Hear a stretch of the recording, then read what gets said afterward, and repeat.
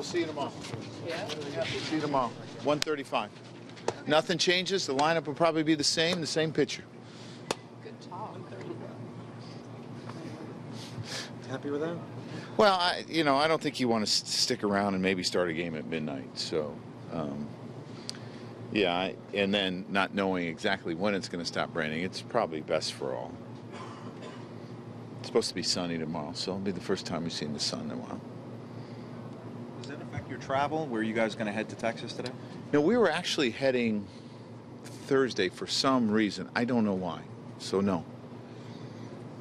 I forgot the reason why, but we couldn't get out or something. The little that I've heard is that we could possibly fly in Monday and play a game on Tuesday and a doubleheader maybe on Wednesday. We could possibly fly in Tuesday and play a doubleheader on Wednesday and figure out how to make up the other game. They've talked about moving it, so nothing really clear. I think it's probably about as uncertain as the exact track of the storm, so I think that has a lot to do with it.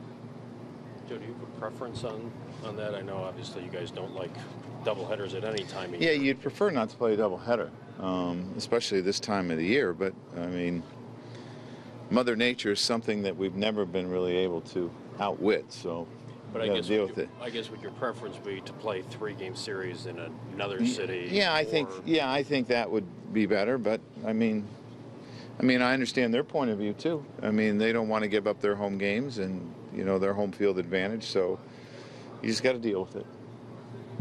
Joe, after sleeping on what we saw last night, do you think Chapman is ready to back in the closer mix? Yeah, I mean, I think it's something that you definitely think about. I possibly would have closed with him tonight, probably, knowing that the other guys could probably use a day off. And I've said that I really believe that Chapman is going to play an important role down this stretch. I mean, we need him.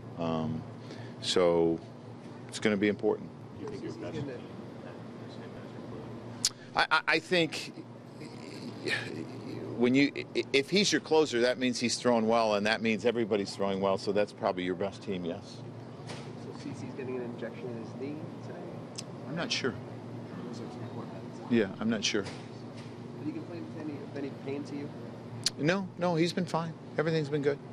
Joe, you never had to really decide on a closer. It's all, it's been pretty easy decision for you.